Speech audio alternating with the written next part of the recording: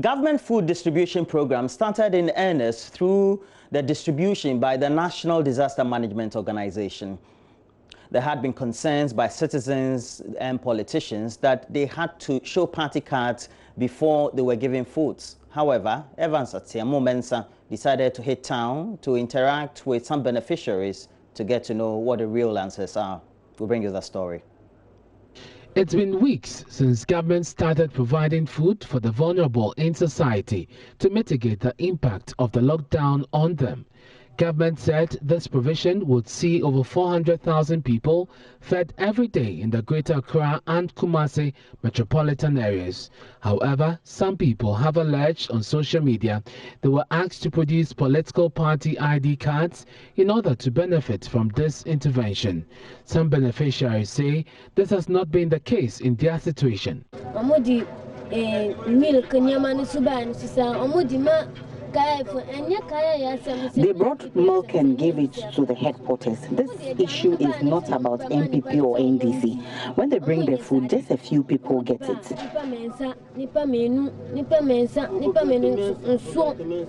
Sometimes, maybe.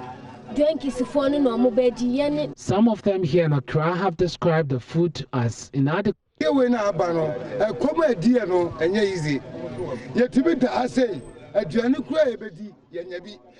We are hungry. We struggle to queue for food, which goes against government's directive. The food does not even get to us. Sometimes they say Baumia brought the food. We have been waiting for that Baumia for long.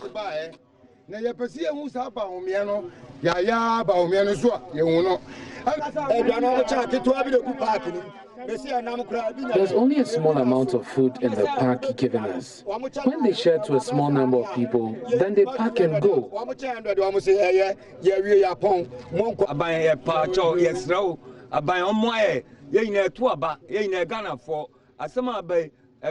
As I stand here, I am hungry. We plead with government. I am about to die. Even if I beg people for food, they turn away. Ikia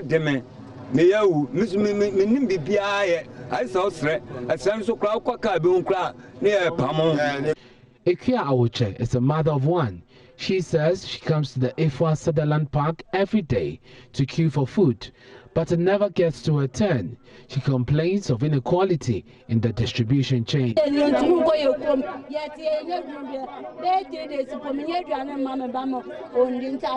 been 3 days since my child and I have gotten no food.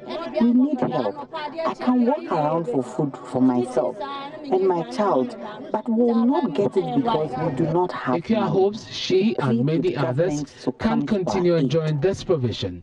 Evans Atiamo Mensah's report for Joy News. And all these within the period of the lockdown. And talking about lockdown, there had been concerns raised among circles of the security agencies about the flouting of the lockdown rules by ordinary members of the public. However, the chief of Bantama in the Ashanti region is worried that these consistent flouting of rules could result in continual spread of coronavirus. He, however, warns any rules flouted within the period should not go unpunished. At least 13 out of the 20 communities in Greater Kumasi under the Jasi division are affected by the lockdown. Bantamahene is unhappy about initial brushes between the civilian populace and the police military team over enforcement. He says neither his office nor his elders will come to the aid of any recalcitrant subjects who falls foul with the law for criminality. Balfour is law-abiding citizen and he's always believed the rule of law must work. Even if you are his son and you misbehave, you allow the law to deal with you. So Balfour is send a warning to all his siblings and grandchildren that they should stay home and abide by the rules and regulations instituted by the Ghana government so that all of us we can fight against this COVID-19. So at the end of the day, it will not be like Bantama people are recalcitrant or Bantama people are disobeying the laws. It will not give a very good image of himself and the entire community. So he insisting that everybody must stay home, whether you're in the palace or you are his son, stay home so that this virus will not continue to spread and affect our nation, Ghana. The package comprises 300 bags of rice, 75 cartons of sardine and cooking oil, 1,500 pieces of hand sanitizers, 50 Veronica buckets and sachet water.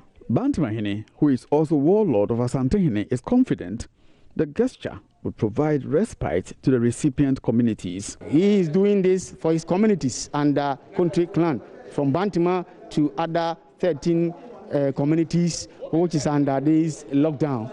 They are also in need. Most often the big cities that they benefit, but this time Bafo Bantamahene thought wise that you have to extend to those who are far from Kumasi and they are also part of the lockdown, to take these sanitizers, Veronica buckets, rice, sardine, oil and other things to support this fight against coronavirus. It costs 60,000 Ghana cedis. From Kumasi, for Joy News, Ohimi Interior reporting. Moving on, we'll take you to Wale Wale, where following the death of a 19-year-old asthma patient who subsequently turned positive for coronavirus, concerns had been raised among families about negligence that was exhibited by health authorities at the hospital. And the health authorities had complained that they didn't have enough supply of PPEs. Subsequently, we've had a number of donations that had been coming through to support their work. We'll bring you that story. As stakeholders and friends of Wale Wale municipality, as you will be aware, we are from Kinafama as well as Wale Wale watermelon factory. So as stakeholders in the Wale Wale municipality, we cannot sit down and watch the municipality to go through this alone. So we decided to donate those items to augment the effort of the municipality in arresting the spread of the pandemic. So that's the reason why we did these donations. Yeah, we brought some 10 gallons of hand sanitizers, paracetamol tablet and syrup, antacid tablet and suspensions, oral rehydration salts, anti-malaria, artemether-lumefantrine tablets, blood tonics, cough syrups as well. I want to use this opportunity to express our sincere gratitude to Kinafama Limited for the kind gesture done to Wale Wale Municipal Hospital. In fact, we are indeed grateful, and then we see this as something that will go a long way to strengthen the relationship that we've had with us in the past. As a health center or a health facility, we are doing our best to see to it that the current pandemic that is affecting all of us is nipped in the bud. So this donation has come at the right time, and we believe whatever that we are going to receive to proper use, so that at the end of the day, we all see how we can help prevent the spread of COVID-19.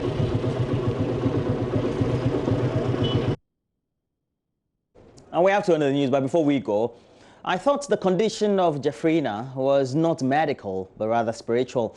I was scared and confused. And these are the words of the mother of 5-year-old Jeffrina Fuseni Boyela, who survived the deadly cerebrospinal meningitis that has so far killed 40 people in the Upper West region.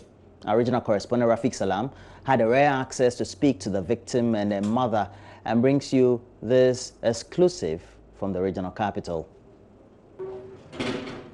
5-year-old Jeffrina Fuseni Boyela Issa on March 7 tested positive for cerebrospinal meningitis.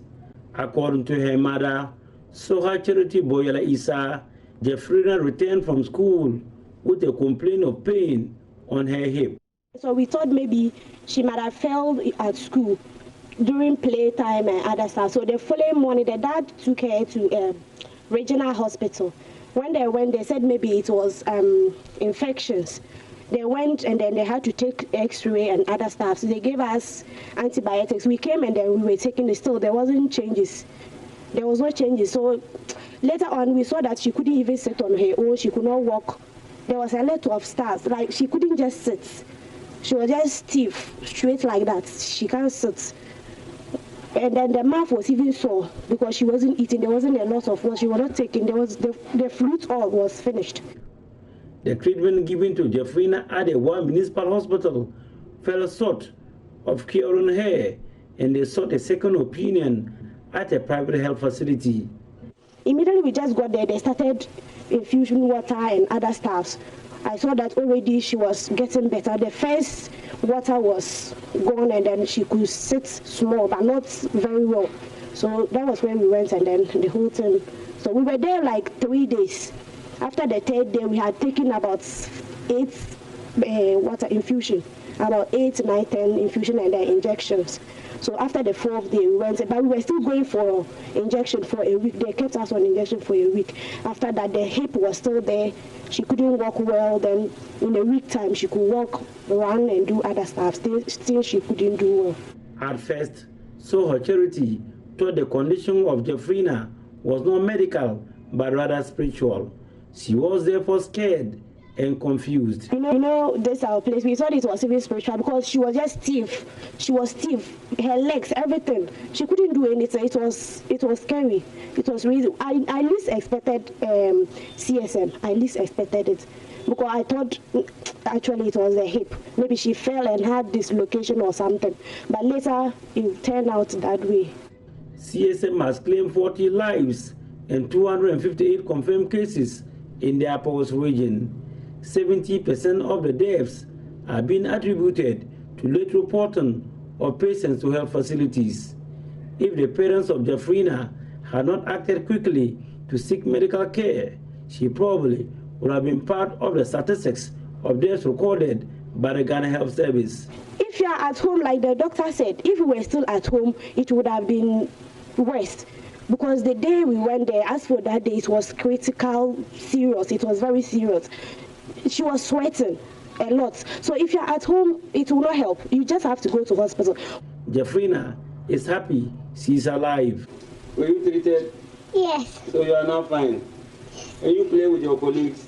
Yes. CSM usually occurs in the Upper West region between November and April.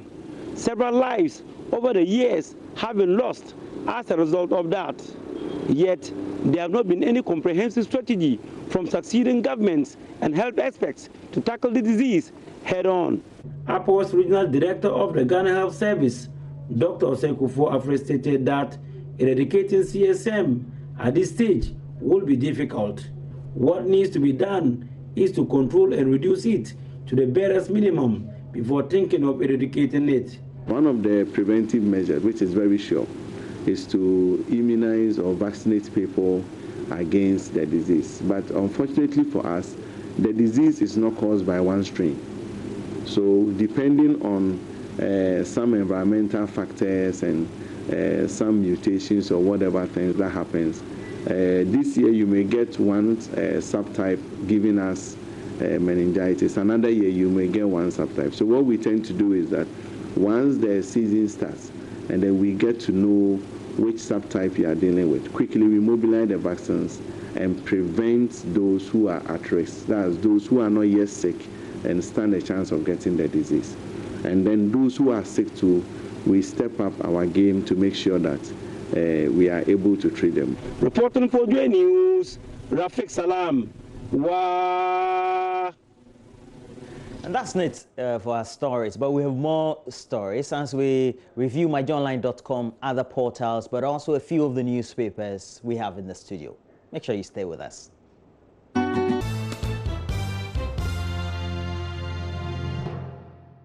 And we have to get interactive. Mamavi, good morning to you. Good morning, Roland Walker. How have you been walking? Charlie, I did manage. Yeah? Charlie, it's a Friday. Yeah. And you know, on Friday, you want to tell yourself, oh, like you losing up and take a break. But listen, everybody's staying at home. So I couldn't say that, really. Yeah, definitely. Ah. Are we sensing that this whole restriction is going to be losing exactly in the coming days? It looks like, you know, the information minister yesterday, that press briefing said that, oh, it looks like they've done testing for majority of they've gone beyond the target, actually. The contacts that they had. And even for those that have been quarantined, you look at the number of tests that have been done and the percentage, which is still just a little above 1 of the percentage levels of those that had tested positive, and nationally also pegged at that same figure. It gives you that feeling that, yeah, they may loosen the grip on the lockdown. But look, we have to see, because there are still areas where, because of congestion and the lack of that space you need per population density, that you still need to keep a tap on. And we all know some of those congested communities where if people have cases or symptoms, they will have to spread it, just because either they don't have the proper information, they have nowhere else to sleep, or they still share a lot of things together, and that is the concern. So we'll see how it goes, but the committee, they have the best experts and they can best advise. All right, let's dig straight into the newspapers. We'll bring you all these conversations, you know, in the course of our programming today. You know, why some people are beginning to think that we'll be easing this whole restrictions very soon. So, but I have the Daily Graphic newspaper. Before that, though, let me remind you, yesterday we're doing Ask the AM Doctor. Our doctor was on call, but along the line, we had to end abruptly because we had to join the Information Ministry for that all-important briefing. So we've got the AM Doctor back.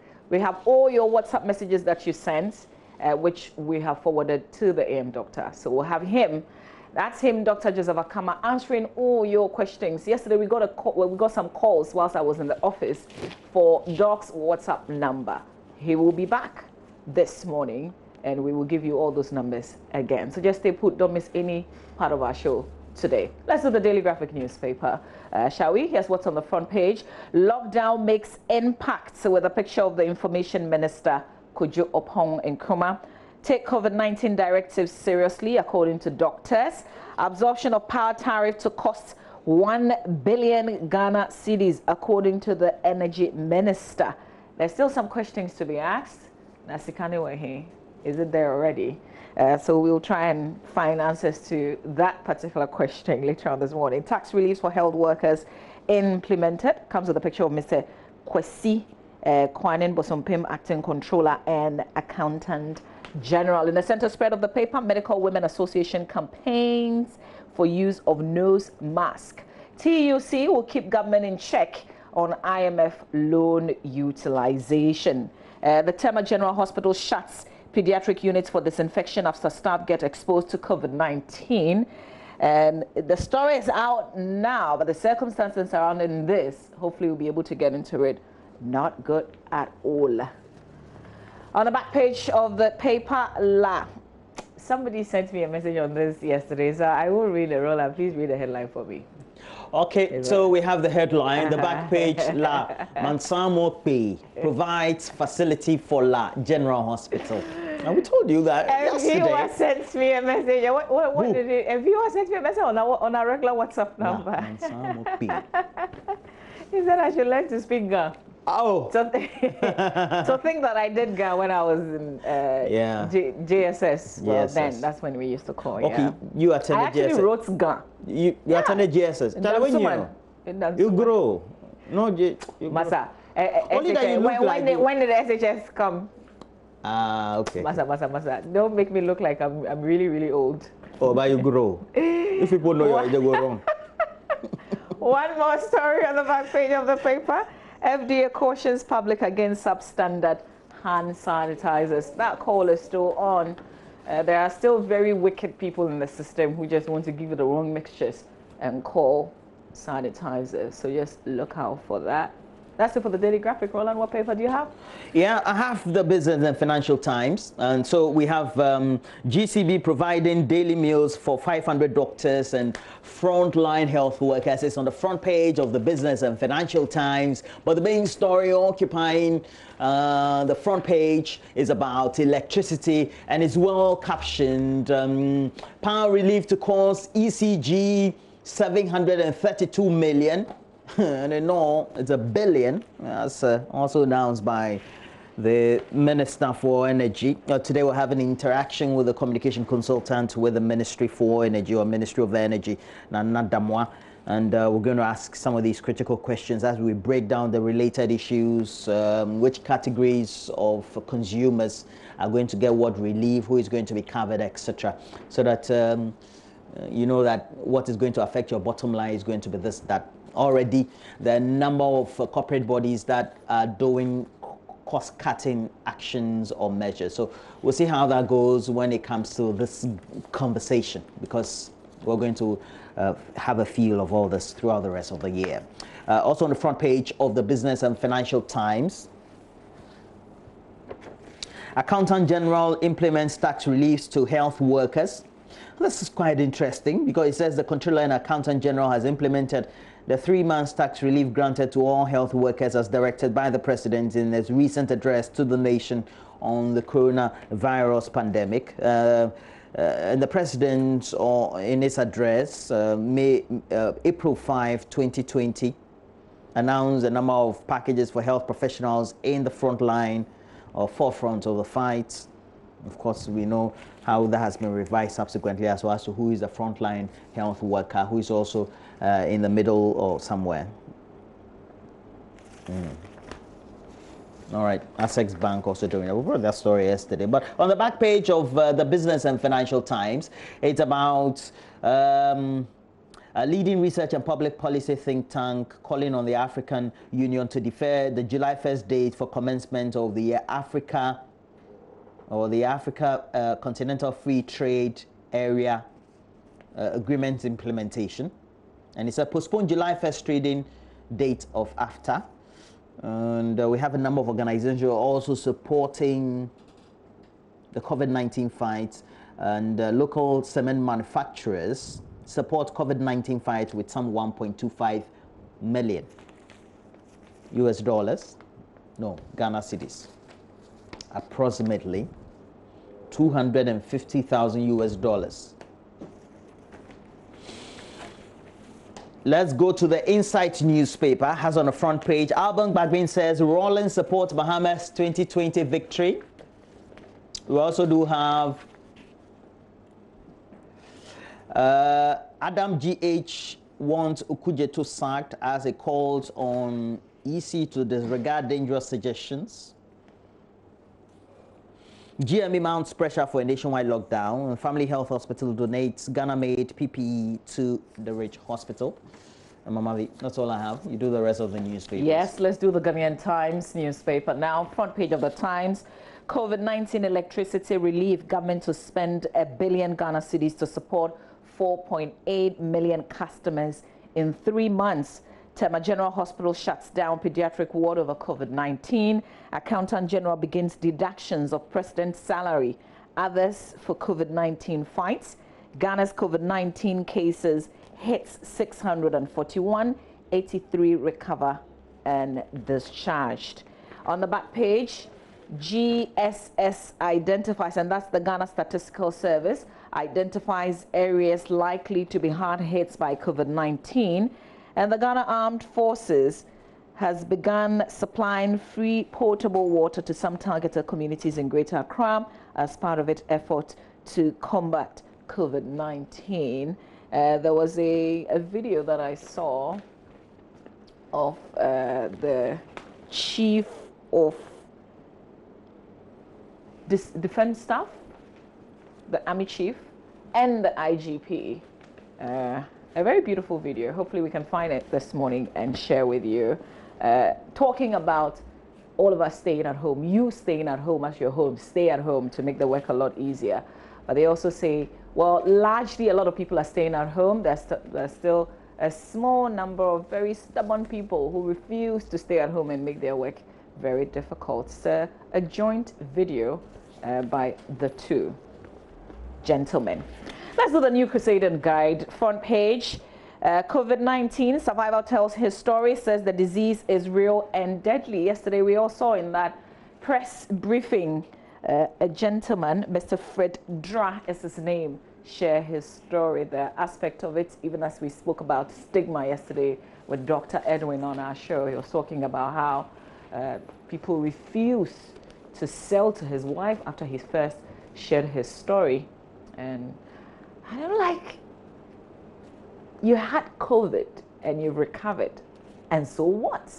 You know, like, and there's something that he said about the next person.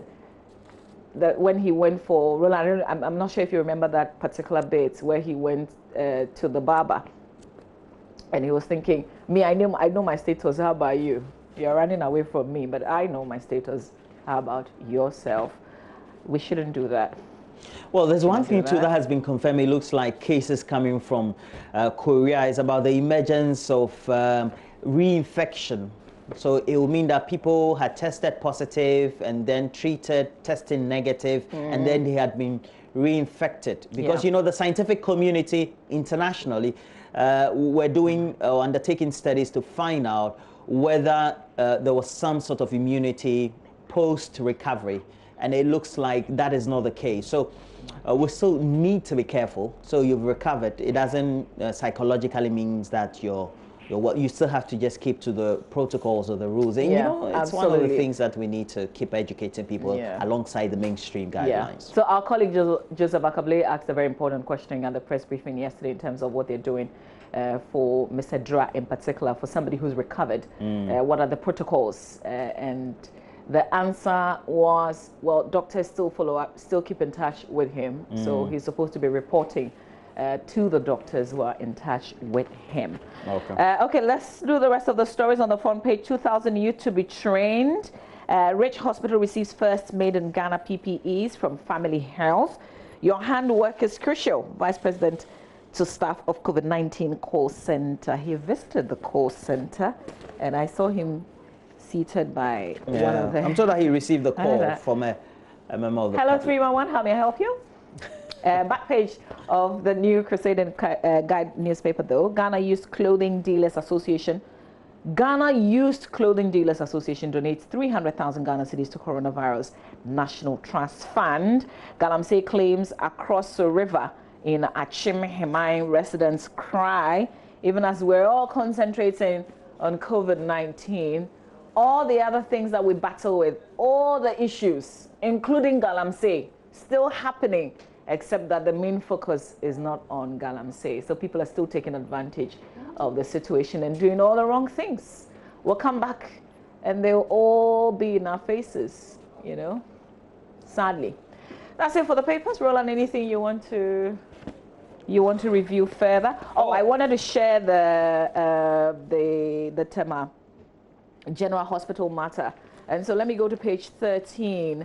And it's in the Ghanaian Times. It says the Tema General Hospital has shut down its pediatric medical ward as part of measures to deal with a case of COVID-19 involving 2 senior staff of the ward. The affected staff have been isolated and are receiving treatment, while close to 50 staff of the department believed to have been exposed are in self-quarantine for 14 days. Additionally, critically ill patients in the ward have been moved to another place in the hospital to continue receiving treatments, while others have been treated and discharged. Roland, even as we celebrate our frontline health workers, this is something that we have to talk about, because the background story to this is that the particular doctor at the center, even when it had been discovered that she had tested positive for COVID, they didn't communicate to the staff. You see the numbers, 50 persons now having to isolate themselves for 14 days, you know. And there are concerns also from some staff of the hospital that apparently all these affected staff and their top-line medical doctors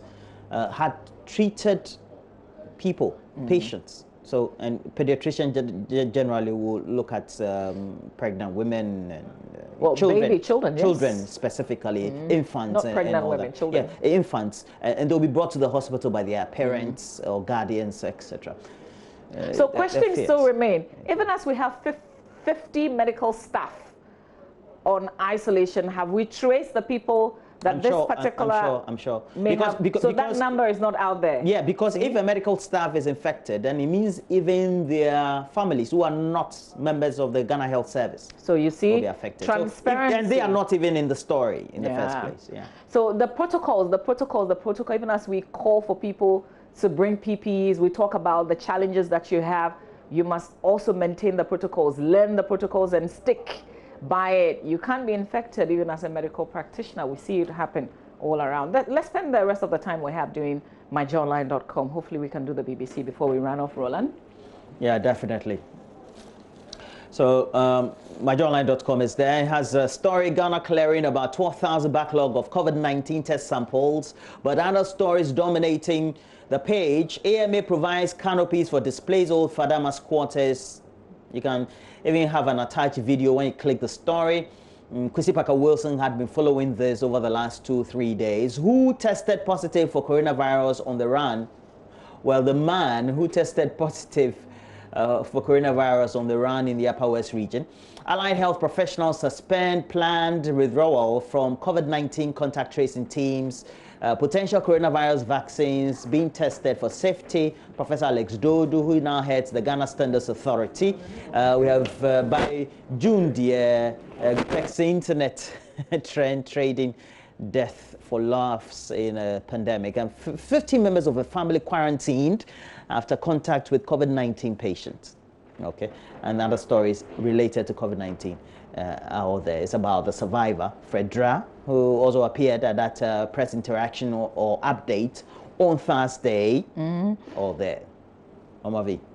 Yes, let's do the BBC before we run off. Oh, our time is up. Okay, this is the BBC. Trump unveils plans to reopen states in phases. Now, that's very important because as COVID-19 continues to spread across the U.S., Trump has given governors guidance on reopening state economies in the coming months. The guidance for opening up America again, that's how it's called, opening up America again, outline 3 phases in which states can gradually ease their lockdowns. The U.S. has 654,301 confirmed cases and 32,186 deaths due to the virus. Is there any evidence for coronavirus lab release ideas? You can check details of that. Royal say lockdown is stressful on mental health. Absolutely. A lot more stories there, including this one. Champions League final set for August. But there's a decision to be made on the Premier League. Benedict will give us details of all that when he joins. But Roland, here we go with a video that I saw yesterday. I thought it was really cool. Here we go, let's share. There comes a time when we heed a certain call. First of all, let me thank all Ghanaians for, particularly those in the areas where movement has been partially restricted, for complying with the President's directives to stay at home. We note that a greater majority of the people are obeying the directives. Unfortunately, however, there are a minority who have been so far recalcitrant, and they are not staying at home as expected. We appeal to all such people to stay at home. If you don't have anything to do outside, please do not come out. Stay at home. We expect everybody to cooperate with the security officers enforcing those directives. Please do not fight them. If you get to a checkpoint and they ask you, and do not fight them. Oh, I know you want to hear more, so we'll bring you more because there's the Army Chief also speaking and talking about this matter. That's the IGP, by the way. Roland, we have to take a breather and bring sports. Definitely. So we're taking a break. When we come back, Benedict also will be here with sports.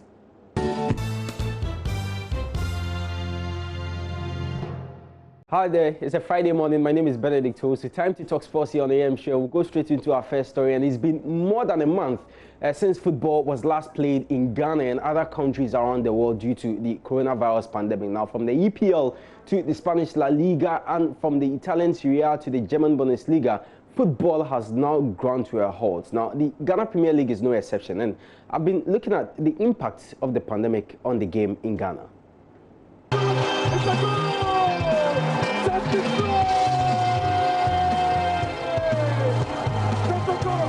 The Ghana Premier League had picked up.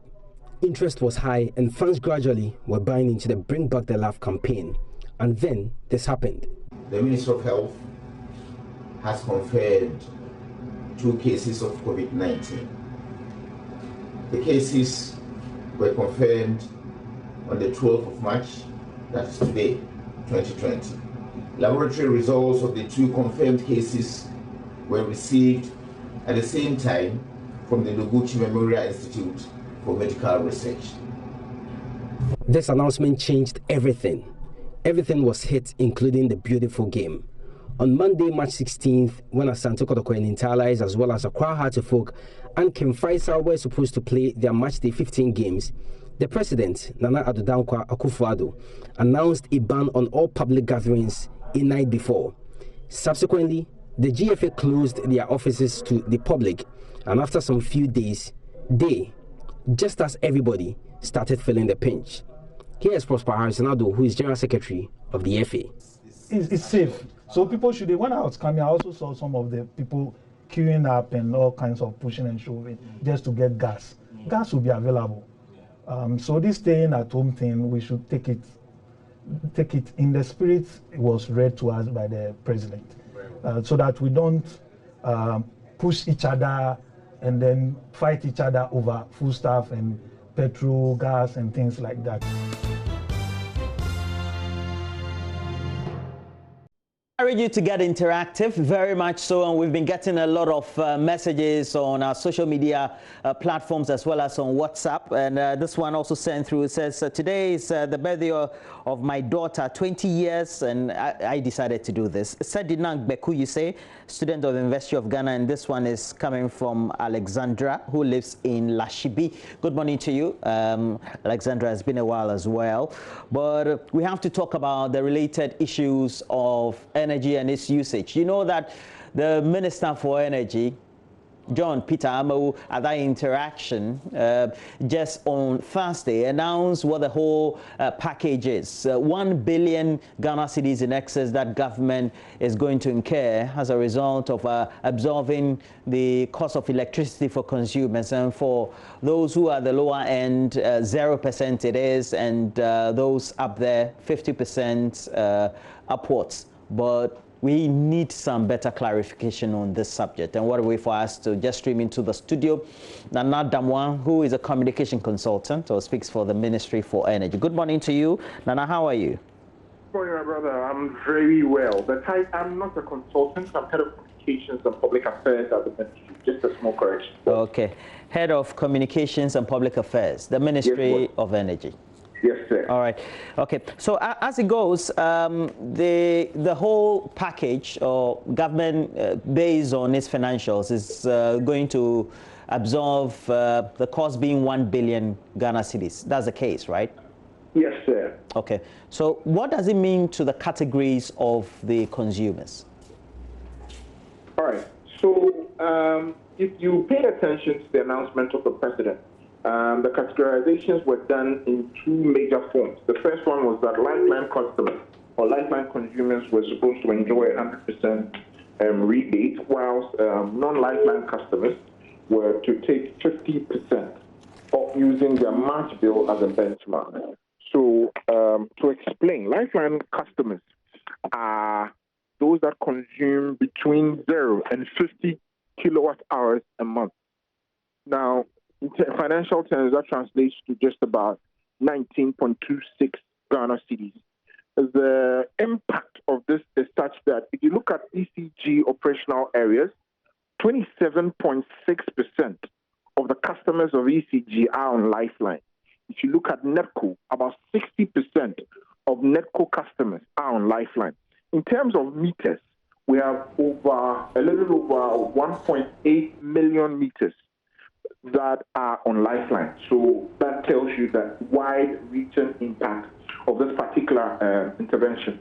What is great about this is that they enjoy electricity totally free of charge, 100%. Now, for non-Lifeline customers, you may want to pay attention to how the metering is done.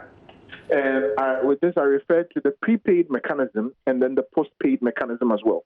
Postpaid mechanism is such that you consume for a month, and after that, the meter readers come to read the meter, and then we prepare a bill for you. So for postpaid customers, what they would realize is that their April consumption, which they are now enjoying, they will get a bill for it in May. And when the May bill comes, you would realize that after your consumption is tabulated for you, we would have taken your March consumption as a benchmark, divided it into 50%, and given you that credit as a rebate as the president has instructed. So just to make it more practical, if you consume 300 cedis in the month of March, and then at the end of April, we realize that you consumed 300 cedis, we'll charge you with the 300 cedis, and then indicates to you that the 50% that the president has instructed to be given to you is being subtracted. So you'll be billed for just 150 Ghana cedis. This is for postpaid customers. For prepaid customers, we have two major mechanisms, or two major types of meters there also. We have the smart meters and the non-smart meters. For the smart meters, usually what happens is that you go to make a deposit and then it is automatically put onto your phone through a broadcast mechanism. It has a SIM card embedded, put into it, and so it's able to communicate to the control center. You do not necessarily need any card to go and buy and come and put it on. So for those, your credit, which is 50% of your March consumption, will be broadcast onto your meter by itself, starting from the 1st of May. But for those that use the non-smart meters, where you have to pick your card, go to a vending point, and then procure whatever amount you want to buy. When you get there, you'll be told that you have credit outstanding, which will amount to 50% of your March consumption. If at that point you want to purchase more, or you just want to take that and go away, that is how you would also get to enjoy it. So in brief, this is the summary of how it's going to be implemented. Okay, so in brief, all that you've said is that for those who are prepaid, they are going to have theirs prorated or after the period of consumption, after a month, right? That is for postpaid. That's for postpaid. Yes, the reason we are delaying implementation, also not necessarily delaying implementation, but the reason why the benefit will be felt from March for prepaid customers is two major reasons. One, as you are already aware, the tariff mechanism in Ghana is graduated. It's a step process. So we charge less for the 0 to 50 kilowatt hour band, and then a little bit more for the 51 to the 200 band, and then a little bit more as well for those going upwards. Therefore, the more you use, the more you pay. Now, the announcement came on the 9th of April. If we were to implement it immediately, we would have robbed people of some of the additional benefits that they could have gotten if we started implementing it from the 1st of May.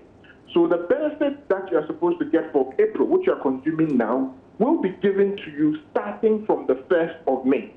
That of May will be given to you in June, and that of June will be given to you in July. This is just to enable you, get the maximum benefits from the intervention that the president has made. Again, for postpaid customers.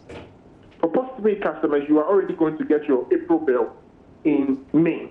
And when the bill comes, you will see a calculation of how much you consumed and what you were due and the credit that has been given you. Okay. So it means that within the period of postpaid customers' consumption, they would have been enjoying this. Only that they'll get to know when the bill comes the next month. That will be in May. Exactly. And that is how it has always operated for postpaid customers. You consume in the month, and then you get your bill towards the middle of the following month. So as for postpaid customers, they are already enjoying it. They would see how much they enjoyed at the end of the month when the bill comes. Now, for prepaid, we do know that there are people who may have bought in bulk.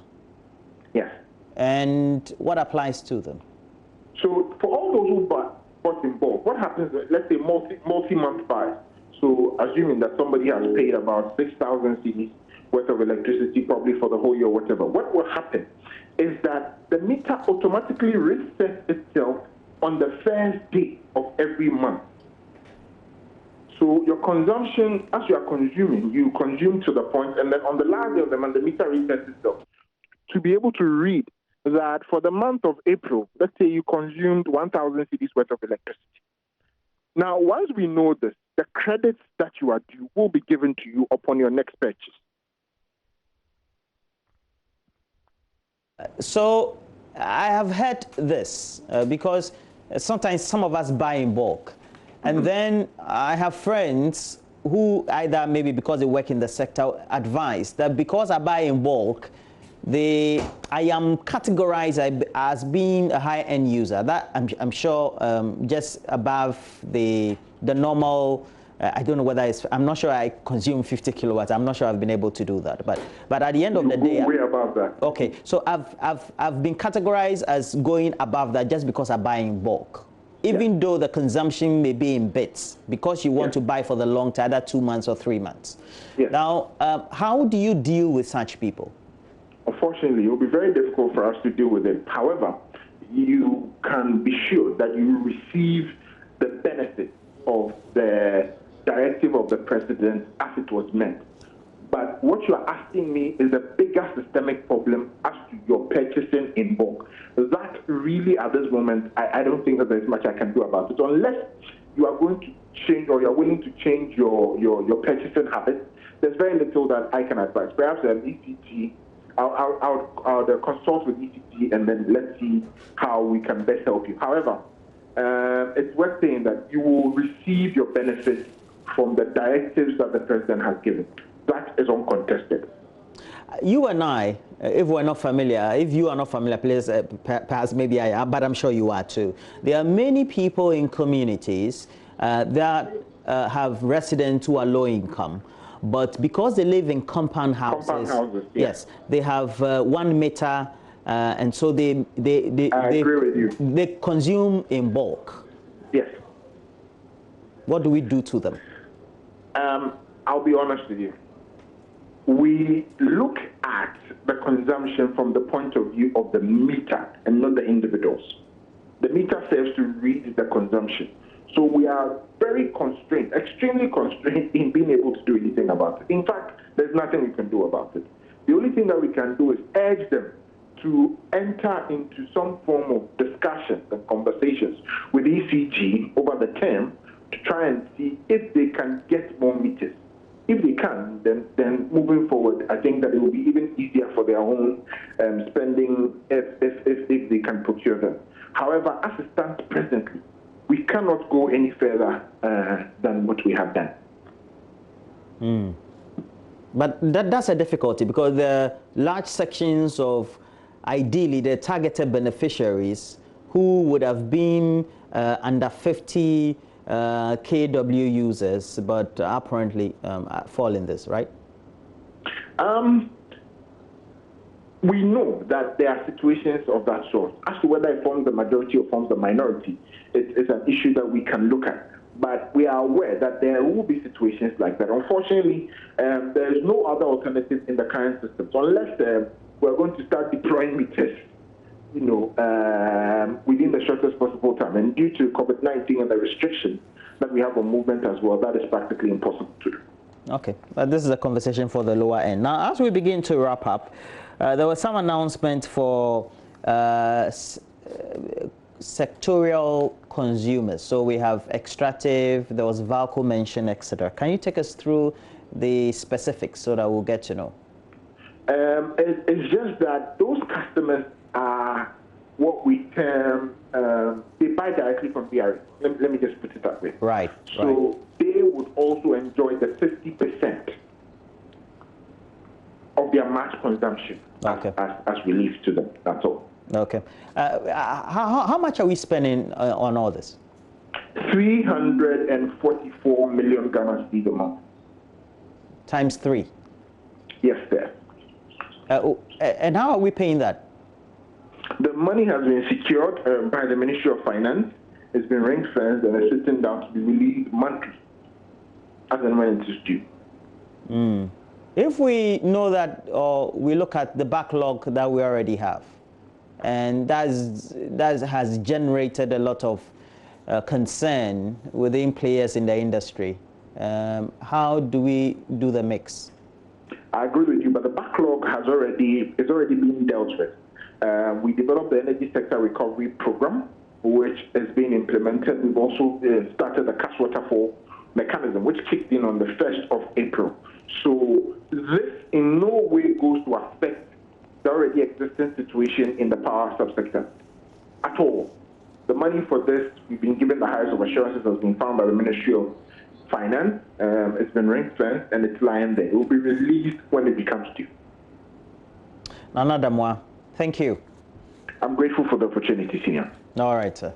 Okay, so Nana Damwa is the Communications and Corporate Affairs Director or Head for the Ministry of Energy. And, well, if you know that you live in that compound house, you use 1 meter, you don't fall in this category, unless within the next few days you can have new meters installed for members of that household.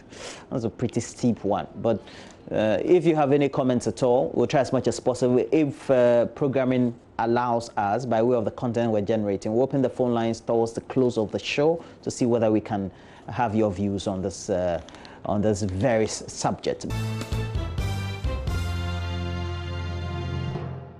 We've carried our Healthy Thursday conversation forward to today, Friday, because we couldn't quite finish our questions and answer segment with the AM doctor. So we've got our doctor back on call. Dr. Joseph Akama is head cardiology department, Korle Bu Teaching Hospital. He's been so kind to book a date with us again to consult with him. So all your questions, all the things you want to ask Dr. Akama, he's back with us. There's a message that I received from Napoleon Doche Walker. Napoleon says, greetings to the AM doctor, such a hardworking and kind doctor. Oh, we still have angels among us. Dr. Akama was one who took care of my dad at VRA Hospital in Akosombo. I thought I would just share this message. Dr. Akama, good morning to you. Morning, Mama B. How are you? I am very well, thank you. Are you operating? What's happening today? Well, it's a message. I just want to shout out to all the healthcare workers who have been diagnosed with COVID-19 in line of duty. These people were taking care of patients and they got infected.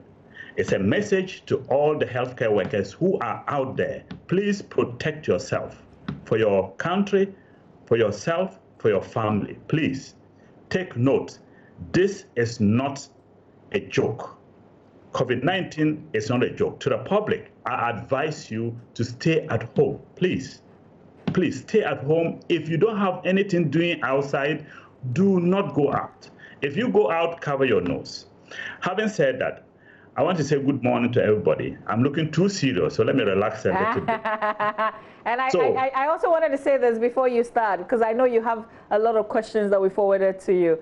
We haven't celebrated you enough, so I just want to say that we're proud of you. Thank you for all the good things that you continue to do. Well, thank you very much for giving me the opportunity. We've always been trying to help and serve Mother Ghana. People say we sacrifice, but a lot of people, others, sacrifice more than what we have done. So we really applaud everybody. All right, let's go straight into the questions that you have. Yes, so I divided them into 3 bits. One was related to COVID-19, another one unrelated at all. Mama V, can you imagine somebody's asking about erection at this point? Anyway, that is life, isn't it? Well, people are home, so if that's somebody's issue. I guess. Anyway, and then there are some that are in between. People have chronic catarrh or having symptoms that have catarrh-like features. What should they do? So let me start with those that I think are related to COVID-19. One of the questions was the microdroplets. How does it go? How is it? And whether food vendors can spread the virus if they have it and they're not wearing masks. Also, how long does the virus stay in the air? So it is true that food vendors, if they have the virus, will spread the virus into the food when they're serving you, when they're talking to you. So if the food vendor is not wearing a mask, please alert the health authority, AMA, or whichever local authority you have, and then let them wear the mask, please, or avoid their food, because they can spread it, and when you buy the food, you are going to also get into trouble. Number 2, the droplets. This is a new virus. We still don't know a lot about it. A recent research showed that it can stay in the air for about 3 hours. In the micro droplets. What are micro droplets? These are things that come out that you can't see. You know, when you get close to somebody and he's talking to you, you can feel some saliva on your lips, your face. You can feel it. But there are some that you might not feel. And those are the micro droplets, and they get carried by the current. So if you're in a highly ventilated place, like in open air, then it can be carried away and it will drop off somewhere. But if you're in a poorly ventilated area, in a small room, then everybody's speaking, then micro droplets can stay in the room for long and you can inhale it, meaning it can go through your nose into your lungs.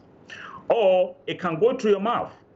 So please, the president said, don't get crowded. Don't stay in crowded places. Don't even go out. In your home, stay away from each other when you're watching TV, please. Number two, the food vendors have been advised to take precaution not to infect people. It can be contagious even if the person is not symptomatic. Yes. If the person is not symptomatic, this virus can be spread. So maybe 2-3 days before the person actually exhibits the symptoms, he'll be spreading it. And there are some people who have been noted to be super spreaders. Who are they? They spread the virus like nobody other. So when they come around, they spew out the viruses. Obviously, when the person begins to cough, begins to sneeze, then the spread is even worse. When they begin to have lung problems, the spread is worse. So the doctors and nurses who take care of these people are exposed to extreme danger. They're exposed to extreme danger. Anytime a patient coughs into a doctor's face or a nurse's face, that is serious, and the person can get infected. That's why the doctors and nurses need the PPEs to protect themselves.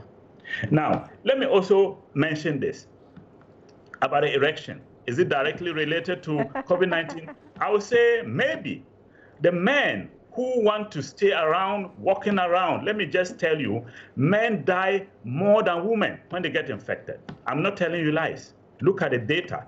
Men are likely to die more than a woman when you get infected. Number two, a Chinese information has come out. We need to authenticate it. But that, even if you survive, you become impotent. Your testicles are frozen. I mean, let me use that word, frozen, are knocked out by the virus. Okay. So it makes you impotent. So men do not come out. Women do not, I like the women, they don't come out. Women are serious. Men do not come. If you must come out, you're a soldier man, policeman, a doctor, electricity corporation worker, you must protect yourself. Please, I'm not joking. The men die more than women. Look at the data. In Ghana, similarly, men die more than women who are infected. Next one, the chronic catarrh person or somebody who recently gets catarrh. What does that mean? At this moment, if you have recent symptoms that are worrisome, coughing, sneezing, please go to the nearest doctor and then seek help. They will take you through an algorithm and most likely they will test you. Again, if you have cold symptoms, catarrh, sneezing, go to the nearest doctor. Why? We don't know who has it or who hasn't got it. So it's better to seek help. If you sit at home and you don't tell anybody, two things will happen. One, you're going to spread it to your friends and family, your loved ones, and you might survive, but they will die. You'll be left alone. So please go to the nearest hospital. Number two, there are people who have chronic lung problems or allergy. Doesn't mean that you're having COVID. The gentleman who said he has been having catarrh for a year is not likely to be an infectious type. There are two types of catarrh, let me say. One is allergy related. The other one is an infectious process that comes in, gives you body aches, your body becomes basah. If your body is basah, you have fever. Right now, go and see the doctor so that they can test you for COVID-19. Don't hide. If you hide, you'll spread it, you might die, and your family might die. Two, the person who has been having catarrh for a long time, it's likely it's an allergy. So you can take allergy medications. These are over-the-counter medications. So go to the pharmacy and ask them for cetirizine or loratadine. Or just tell the pharmacist you think you have allergy. They'll give you a nasal spray and then loratadine. But if the symptoms just happen within the last few weeks, please don't go to the pharmacist. He will drive you away. Go to the doctor so that he can check you for COVID. Next one, throat pain. People are complaining of throat pain, dryness in throat. There's a lot of anxiety these days. There's a lot of symptoms that we can't imagine. The other day, I was having this body aches, and I said, hey, Dr. Kama, maybe this is the thing. But it is happening because we are anxious. We're not sure. Just be reassured. If you're having symptoms that have been going on for a long time, throat pain, maybe it's acid related, maybe it's allergy. So please don't get alarmed. But if you take the local remedies and it's not helping, go and seek for help. That's my advice. Most likely it's acid related due to the acid reflux. So you can take something like Nugel, or I'm not advertising a drug, but antacids. Just go to a pharmacy, say that you want antacids, Aludrox and things like that. That will help you. I think that has to do with all the questions that were related to the infection. Okay. Now, there were other questions that were not directly related, but slightly. Okay. One mother said, should she take her child for weighing? Weighing has other components. We don't want people to go out if they can prevent it. But during weighing, they may have vaccination. So it would be nice you find out from the facility, are they giving the vaccinations? If they're giving the vaccinations, cover the mouth of your child, the nose and mouth, cover yourself, and then take care for the vaccination and come back home quickly. When you get to the hospital, make sure you don't get too crowded. Please don't get crowded. But always find out from the local hospital that are they doing it before you can get out there. And then there's a gentleman who complains of a rash on his penis anytime he has sex. Please, that could be a sexually related infection. There are so many types of rashes. It would be better you wear condom till you get to see a doctor who will make a diagnosis, appropriate diagnosis. There are so many different types. So my advice is, if you can't stay away from the woman, then you have to wear condom. Don't give them whatever you have, please. Next one, a child has a tie, there's a ligament that is holding the tongue down and the child cannot speak. Unfortunately, this can be done within a short period by any doctor who is very comfortable with it. But the doctor told you to stay at home till the COVID is done. I think his advice is prudent. Yesterday, we talked about collateral damages. There are people who are staying home, they can't get their surgery, their elective surgery, we had to wait.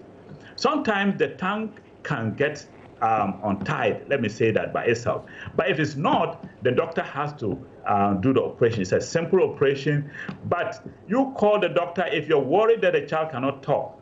Call the doctor and see, maybe he'll be able to arrange something. He'll be able to arrange something. I think, Mama B, I have summarized most of the worries people had. There were over 30 questions. I believe there are more questions that can come. Yes. But let me just emphasize two key portions. One is the stay-at-home directive. And then two is to the healthcare workers. Please, desist from fighting authority. Please, desist from becoming cowboys, going things on your own. Let's come together. We are together in this. This is the beginning. In my view, this is the beginning in Ghana. We don't know where it's going to go. So this is not a time for us to fight and to disrespect authority. If the supervisors are telling us something, we should follow this. Wear your mask. If they're not saying do not wear mask or they don't have mask, create one. My advice since February, I've said this, that all healthcare workers must wear masks, whether the person has symptoms or hasn't got symptoms, for your own protection. All right. We've got some more questions on the WhatsApp page right now. So let me just read them out, and then we can take, I think we can take some very few calls as well, if that's also possible. This one says, my name is Mustafa. I have some pain in my left side of my chest. What should I do? Pain in the left side of the chest. What should I do? But you didn't say for how long you've had that. Kindly do not call my WhatsApp number. You just prevent me from reading messages that have been sent to the page. This one says, I'm Candy from Nima. I'm feeling body weakness, headaches, and loss of appetite. What should I do? Maybe you can, Doc, maybe you can tackle the two questions. One is... Yes. Okay, so there was also a question about chest pain that was sent yesterday, but I tried to slide it off. Okay. Now that there's another chest pain, I might just combine the two. Chest pain is a very common symptom, especially when it's left-sided. It could mean serious condition, but most of the chest pain in Ghana is not serious. It's either due to muscle ache, indigestion, acid-related. These are not serious. Even though they can be nagging, they're not serious. But anytime you have chest pain, you want to find out, is it heart-related? So we normally do an ECG and then take you through. If the chest pain is new and worsening, you have to go to a hospital immediately. It could be the sign of a heart attack or serious problem like dissection of your main artery. So chest pain depends on the duration, like we asked him to tell us how long it took. So Mustafa, if your chest pain is new onset, go to the hospital, they will take care of you. They'll look at an ECG and then see what is going on. Make sure there's not a heart attack. If the chest pain has been going on and off, take paracetamol. Just wait. If it's been going on for more than 1 year, don't even bother. Don't go anywhere. Stay at home, take paracetamol, let your wife or better half massage, put some warm towel over the place, it will get better. But if it is new and getting worse, when you walk or shortness of breath, then you have to seek help. Bodily aches in Nima, Kanda, that area, Dansuma, where is the other place that the people ran away initially and they were found? I think there was Agbogloshi as well. Yes, Agbogloshi. Those places, please, if you're having any new symptoms, go to the nearest hospital. Why? It could be nothing, but it could be COVID. And if you're found early, they can take care of you quickly. And two, you will be prevented from spreading it to your loved ones.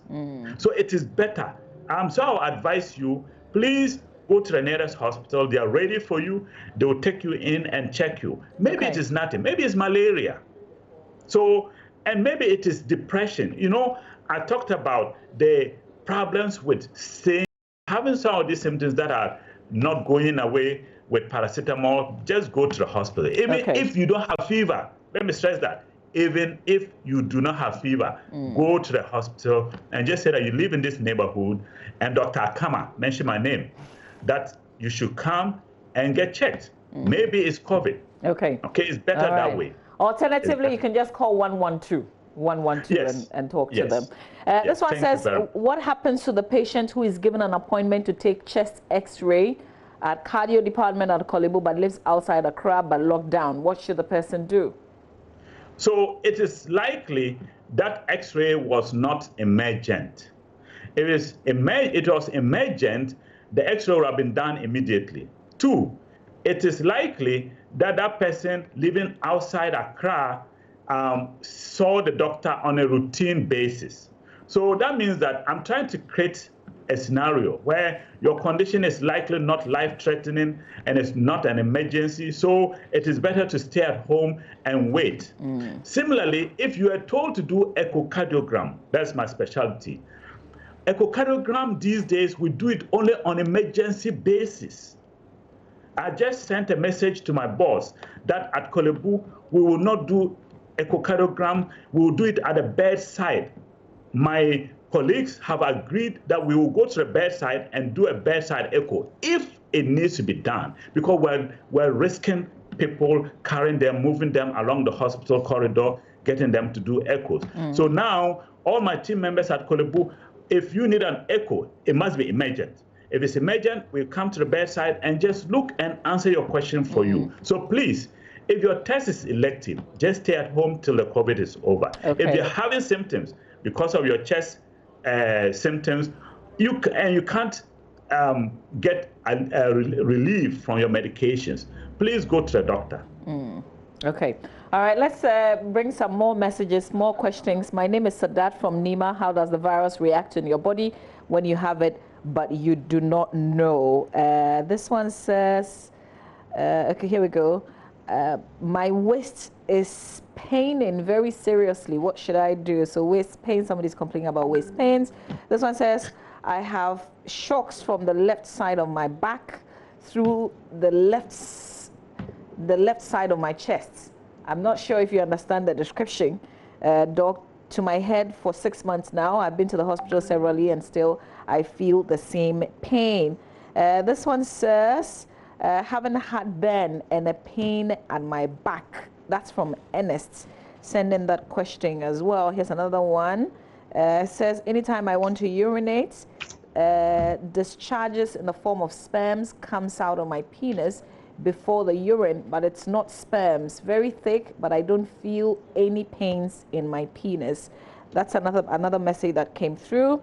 Here's one from Riyadh, says, advise Ghanaians, they seem not to believe the danger. Okay, so thanks for that comment. This one says, no, I think I've done this. Okay, here we go. Doctor, I've been coughing more than years. What medicine should I use? Okay, Emmanuel says, I'm having dry throats for a month now. Maybe I should stop then so you can tackle the questions. Okay, so thank you very much. Let me tackle the virus in the body. So what happens? Assuming somebody coughs into your face or you inadvertently touch a surface,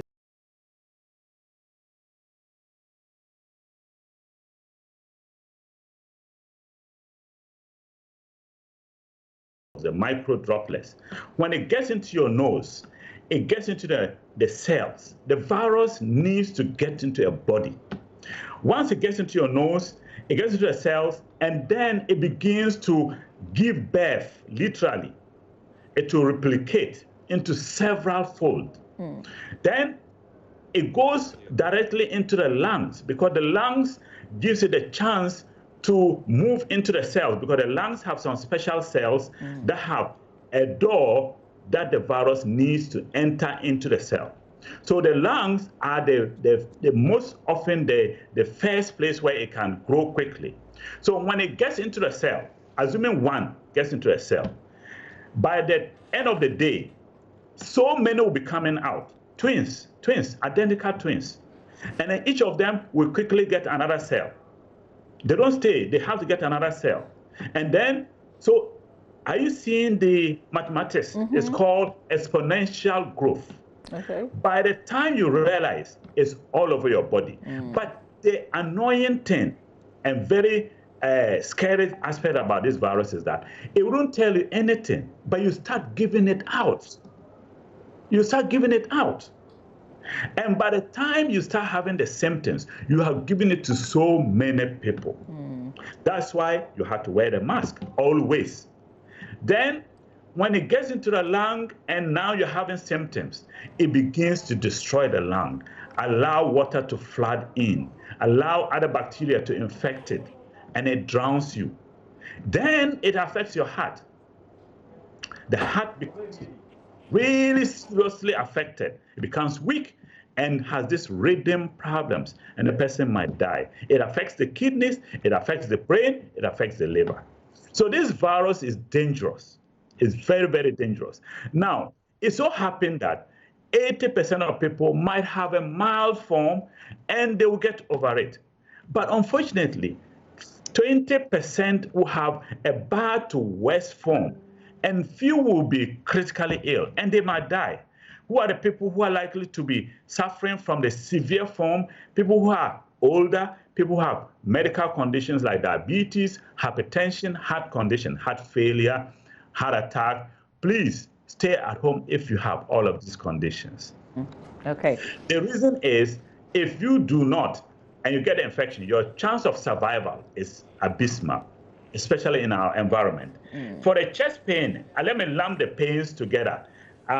These are chronic pains, they're severe waist pain. Please lie on a hard surface, maybe the ground, on your back for about an hour, see it to relax. Most likely it is a muscle spasm, maybe it is a prolapse disc. Maybe you bent to pick something and you caused a prolapse disc. Take pain medicines. I will advise you to get diclofenac or any of the stronger pain medications and paracetamol combined, and then heat therapy. Put a warm towel around your back and then try to lie on your back flat. Hopefully the muscle spasm will get better. If it doesn't, you have to go to a doctor and then they'll take care of it. 6 months of pain, chest pain, likely to be not related to the heart, but we can't tell. So maybe you need to take pain medicine till this COVID is over, then we can assist you. The heartburn patient, please use antacids. Go get antacids. Wear mask when you're leaving the house. And then when you come back, take the antacids and see whether that will help. The person who urinates with thick stuff coming out before the urine, sometimes it is sperm. You might not know that it's sperm, but it could be also an infection. So I would say now that it's been going on for a long time, don't rush, don't get too anxious. Wait till the infection is over, the government releases airs to come out, and then you can go and see the doctor. Young people especially always can sometimes have sperms coming out in their urine, young men, because they are so productive at that age. But this gentleman, is difficult to know whether it's an infection or it's not infection. But it's better to wait. Drink a lot of water to flush your urine, and then if you're going to have sex, use condom till you see the doctor. I think we've answered most of these questions. Yes, you have. Let me ask you another one. This one says, I have a friend who is scheduled to visit a doctor in Kolebo. His medicine, and he gives the name hydrogen chloride, is finished and cannot get some to buy. He's very scared and tells me he has started experiencing pains in his body. Ask the doctor for me, what should he do? The medication is not pronounced well or it's not written well. Hydrogen chloride? Is it nothing like that? Hydroxychloroquine or hydroxychloride? No, just hydrogen chloride. That's what was written. It's difficult to know because it's possible if it's hydrogen chloroquine, which a lot of people are buying and stocking, please return them to the pharmacies. If you bought hydroxychloroquine or chloroquine, please send them back and collect your money. The reason is we need this medication for special people with chronic, debilitating, very severe pains in their joints. These are people with SLE. I don't know if you know about that, but look it up, SLE. I don't have time to go into the details, but if the person has SLE, there is a line they can call. Please, Mama V, can you put up the Kolebo lines I gave you? Then they can call, and then we'll try and fill it over the phone. So please, don't get too distressed, and don't wait till the medicines are over. A week before, start making arrangements to get your medications. And then take it to the pharmacy. And I told you the pharmacies have been the best ever. I applaud them. They refill the medications. If they are critical medications, they call. They call to get approval. But they will fill the medications for people. Don't wait till the last minute. All right. So I'll share the number before we wrap up our show. Here's another question. It says, I've been experiencing dizziness and weakness anytime I wake up in the morning. What should I do? So this has been going on for how long? I don't know. But they didn't say? Yes. It could be part of the sitting at home syndrome and feeling bored syndrome and really don't know what to do syndrome and getting worried about COVID syndrome and looking at WhatsApp too long syndrome. I told you guys, quarantine your WhatsApp. Quarantine it for 24 hours, 48 hours, and see the relief. You'll be so amazed. The relief that will come to you, the peace. Don't listen to news that are bad about COVID. Just relax. Call your people. Call people by video. Turn off if you want, just delete the WhatsApp. And then you can do your phone calls on the internet till you reinstall it 48 hours later. So the other thing is that if you're having these symptoms recently and you are in Ghana, it will be good to go get checked because, again, it could be COVID related or it could be malaria, it could be nothing. But if you're sure you haven't contacted anybody, take some medication, paracetamol, relax, drink a lot of fluid, do some exercises, get some fresh air, go out in the yard, get sunshine, and lighten yourself up. I kind of feel that there are a lot of messages still coming through, but related to bodily pains, Yes. Somebody says, I have a sharp pain, you know, all those things. And I feel like what you've just said, the fact that people have been home for such a long time, or they've been restricted in doing what they would normally would do, so that they don't feel what they're feeling. So I guess that kind of wraps up. Maybe you should wrap up with the general what we should do to be active so that we don't get bored in ending this this session, this consultation session with you. Okay. Well, I want to thank Multimedia Joy TV News for giving the opportunity. And also, let me just remind people that this is unprecedented. We've never had this. We have never experienced this. We don't know the treatment. We do not know the treatment. Everything is experimental right now. So most of the treatment we give is supportive and prayers. Supportive and prayers. Alleviate all the pain, the worries, the anxiety. Please seek for help. Don't sit at home if you have any symptoms and hide it. There's been stigmatization, which is wrong. We shouldn't be stigmatizing this. We should be welcoming them with covered nose, obviously, and turn them to the hospital. Support them. They are going through mental turmoil. The anxiety, the thinking of just having this virus is causing a lot of panic and despair. So please, I would advise that stay calm, stay at home, do not listen to bad news a lot, try to stay off in social media and all the gossip, and then be prayerful, drink a lot of fluids, do a lot of energy walking around, at least 30 minutes a day, and then follow the instructions from the government. Listen to the government. Healthcare workers, let's give solidarity to the poor workers who have been infected in the line of duty.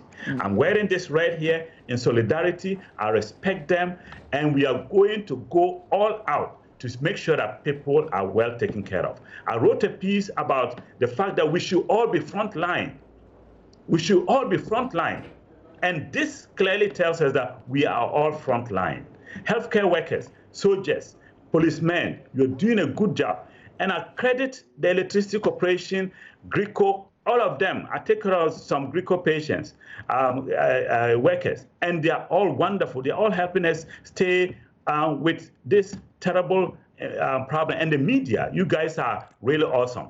But I wanted to do more investigative journalism and then report the stuff the way it should be done. That's my advice. All right. To sum it out, please stay at home. Okay. And take care of yourself. All right. Doc, thank you very much for these words. Yesterday, you shared a WhatsApp number that people could get in touch with you. I got a call, somebody wanted it. Is it a number that you still want to give out? I've devoted this period to it. Okay. My wife says I don't have a life. Yeah. I don't have a life. So I'm going to devote it. Those questions that I cannot answer, I'll forward it to my colleagues, my senior colleagues, those who are specialized. They'll help answer. And because of the crowd, because of the number of people calling in, please don't call. Send me a WhatsApp. I'll try and answer. Okay. If you call, then I don't have time. I have to work. I'm going to Korle Bu right now. And so you are going to distract me from my work. But I'll try and answer as much as possible. Don't send me emergency information. These are mild information, cautions. But if it's emergency, please go to, if it's severe symptoms, go to the nearest doctor. Okay. All right. Okay, doctor. Or call 111, 112. 112. All right, Doc, thank you very much for your time again this morning. I have the Korle Bu numbers to share before we wrap up the show, but Dr. Akama, we're grateful for your time. He's head cardiology department, Korle Bu Teaching Hospital. He's been our consultant this morning. Ask the AM doctor. That's what we've been doing. We have another set of conversations to bring you. We're looking at the arts industry. Everything is so quiet these days. What's Uncle Ebo White up to? We're going to be checking up on him. We'll have conversations related to the creative arts industry up next here on our show.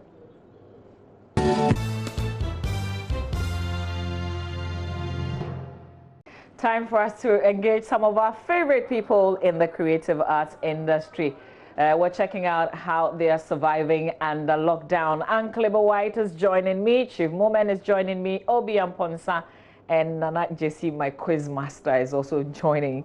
So we're joining via Zoom and Skype. Good morning to all of you. Hi, good morning. Hi. Hi. Good morning. Great. My favorite Uncle Ebo White, how are you doing under lockdown? Well, I'm doing good. And you? What about you? Oh, I'm surviving. Apparently, I'm an essential worker, so I come out every day. No, you are indeed an essential worker. And thanks for coming out. Yeah. And our gratitude also to people like Dr. Ankama, who are holding the fort for us. Yeah. Obi Amponsa, I see you, I don't see you. Are you there? Okay, not quite. But Chief Moment, do I have you? Yes, you have me. Good morning, of course. Good morning to Uncle Ebo White. Great. Do you have any? Hi, Chief. Good morning. Are you working on something new under lockdown? Oh yes, absolutely. In terms of the creative, last lockdown provided us an opportunity to sponsor content. It's just the business that is a bit of a disaster. Yeah, I can understand. Nana Jesse, can you hear me? Are you live with me? Yes, I can hear you loud and clear. Hey, Masa, but where are you going? Are you not indoors? I am sort of indoors, but not indoors, you know. Okay, I see you. Well, yes, thanks for joining us. Good morning to Uncle Ebo and Chief Moment as good well. Morning, Nana. Okay, Uncle Ebo, first of all, I want to say thank you for allowing us to share your lessons on relationships under lockdown. But I also have to ask, what's new with you? How have you been managing? Are you cooking something new?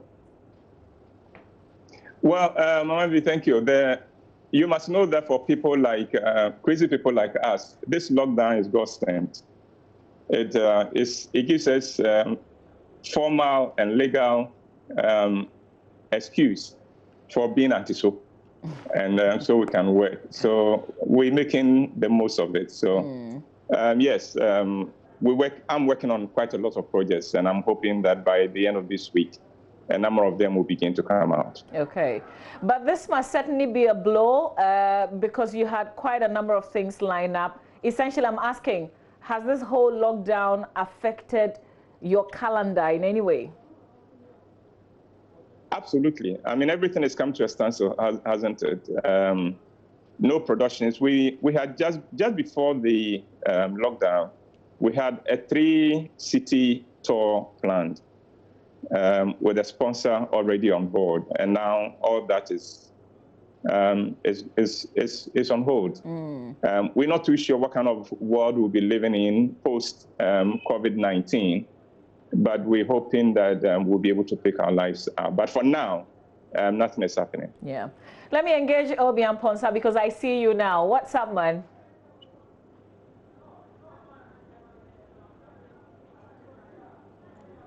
Obi, can you hear me?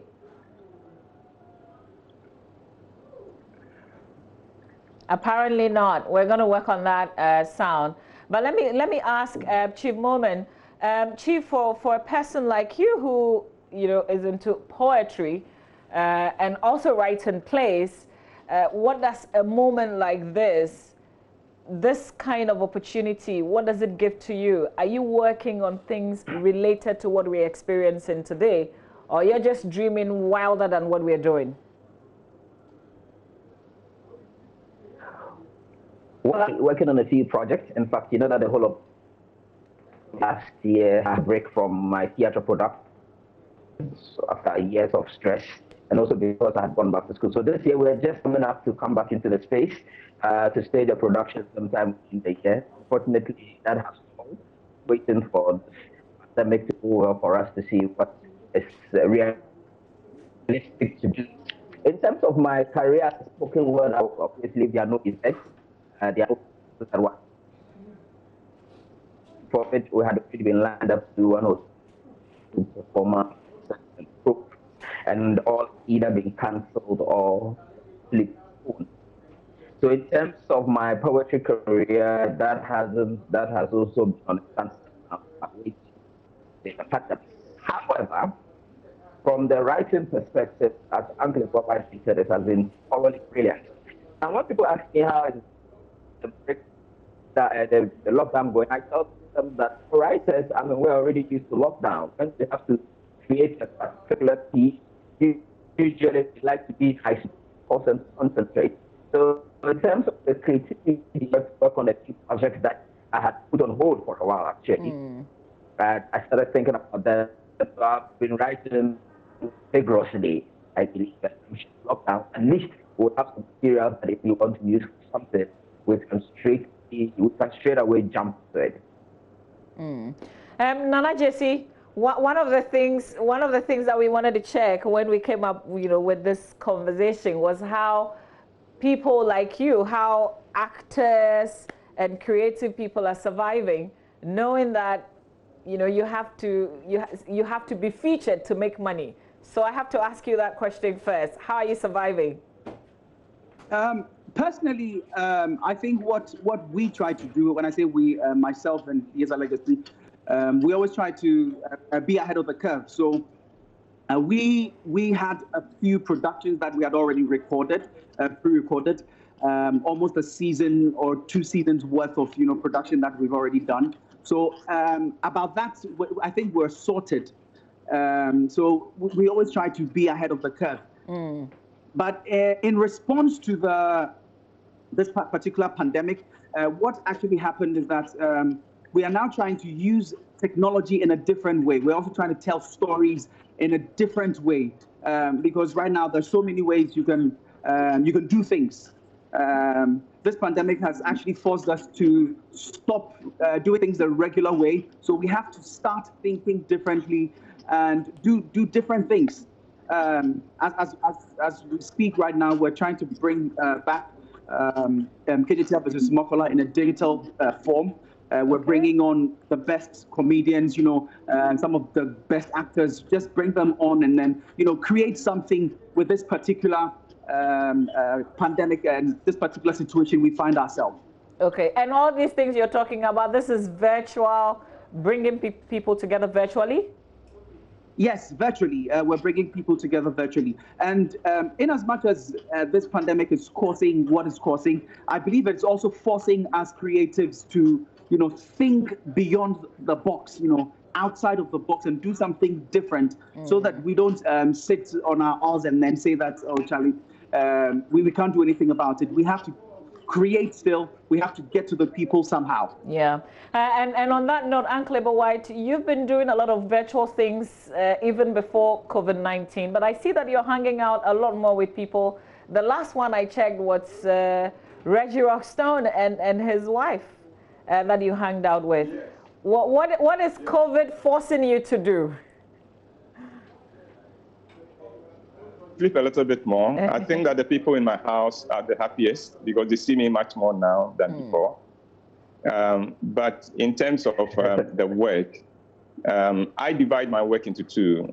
I am a writer, and that is a very different lifestyle altogether. And that one is flourishing and prospering under the lockdown. And then there's my work as the CEO of Roverman Productions, and that's a different life altogether.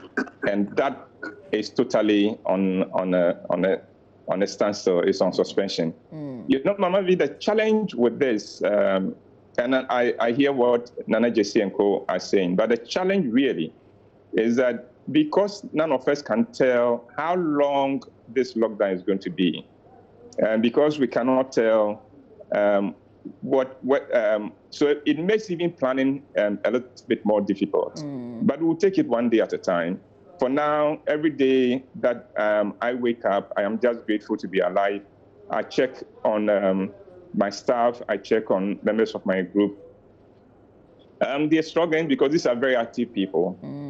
But this too shall pass, so we can endure it. But Uncle, for a person like you who also employs others, within a period like this, what's going to happen? Is there a master plan? Is there a plan B? Because nobody saw this coming. Yes. How are you managing the situation? Well, for now, I am just happy that my staff are alive and that we can keep going from day to day.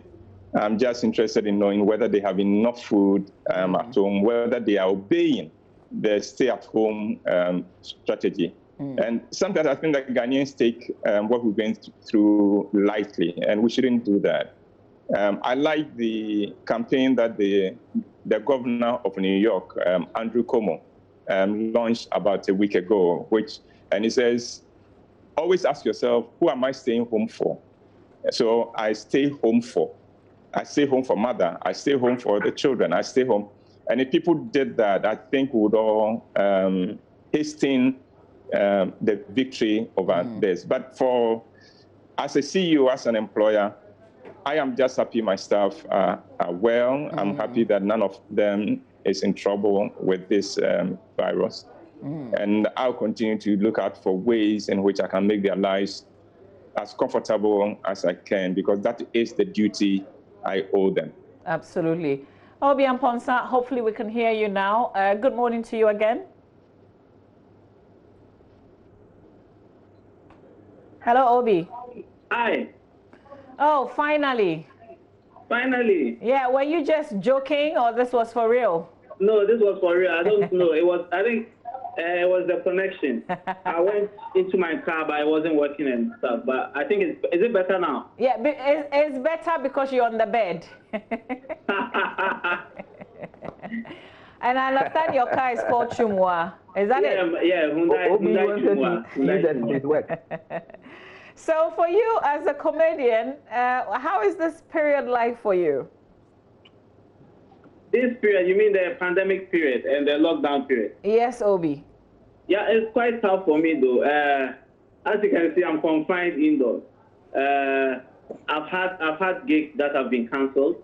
I've had shows that anticipated to be on that we had to call off because of this pandemic. Actually, I should have been in the United. No, UK is the United Kingdom. Yeah, the United Kingdom playing a show, but it had to be called off because of the pandemic. So I've been affected immensely. Immensely, I've been affected. But we just pray that this thing goes away soon. Yeah. I want us to talk about the industry as a whole, the kind of damage that COVID-19 will have on the industry. And I want to start that with you, Chief Momen, because if you look at tourism, for instance, everything is just shut. Everything has slowed down. There are hotels that are laying off workers, obviously because nobody is coming in and you can't keep people and pay them when you're not making any money. For this particular industry, because it had even slowed down with the place, it had just picked up. People were falling in love and patronizing, and now we've come to this point. What kind of damage do you see in the long term that COVID will have on the industry? Well, I mean, you know, already the art space in this country is not exceedingly lucrative. So a lot of artists, you know, are barely scraping a living, you know, and we are doing our best to live hand to mouth, you know, depending on what we're doing. Considering that we are almost looking at a couple of months, you know, revenues died out, and the aftermath of it is because now companies have been squeezed. We would want to assume that even after COVID, because of the effect of the pandemic on their businesses, they're enthusiastic, you know, to sponsor, you know, artistic programs and activities. So definitely the effect would persist even after this pandemic. That's why I want to make this point, because recently Mastercard Foundation, I think, has made available a $90 billion package, you know, to scale business. You know, usually in a part of the world, when we are thinking about business, we are not thinking about the creative, but we are an integral part of the economy who are actually a lot of people. So I hope that in terms of the criteria for accessing these funds, there will be a criteria that suits, you know, the art or the creative art industry. So playwrights, you know, producing content, people like, you know, my friend Obi Amponsa. So all of us would at least be able to apply and have access, because I believe we are one of the people who will be You know that in times of crisis, when people are cutting budget, one of the first things they practice is probably the creative, entertainment, artistic budget. So in terms of people affected, but lastly, there's silver lining that people have been, more or less like indoors for weeks. It's not the ban is lifted. There will be, an exuberant explore the out, go to show, go to the go to activities, so that they actually drive or an increase in audience, to organize. So that's the silver lining, right? So that there are mechanisms in access also some relief. We learned that in Kenya, for example, the government to make available, go to UK, Germany, art councils are trying to see how to help out here. I am here to hear any, okay, and I hope that something will happen. Okay, so I see you're thinking about the stimulus. Let me ask Nana Gyesi to also have a bite on this. Nana Gyesi, what's your take in terms of the effect on the industry? I think it's going to have a very direct effect on the economy, like Chief Moomin said, because we barely even have an industry. You're talking about the movie and the comedy industry. We barely even have an industry. So this thing coming in is going to really hurt our little industry that we have. But just like Moomin also said, there's a silver lining. And then we're hoping that we take advantage of this particular pandemic, because we, for instance, we do things over the internet, and it is something that we're hoping that we are going to take advantage of, because now people are at home. People would be, going on the internet a lot more. People will be, going to YouTube's, all these platforms. So if we can find a way of, providing content for them, we can also, get their attention right now. And after the whole lockdown is done, I'm sure there'll be a scram for a lot more production from us. Okay. Uncle White, I don't know what you think of that. After the lockdown, people will be yearning for the creatives. Is that what we should expect? Well, Mamavi, right now, none of us can tell, because we do not know how long this is going to be. We do not know in what turn it is going to take. If, for instance, the lockdown is lifted as at the end of this week, then we could quickly come back to what we used to know as normal. But if it is extended and it keeps going, the point is that much as people may want to come out when it is all over, the problem will be whether they would have the money to come out. Unless we're going to do free shows. If we're going to do free shows, it would be packed.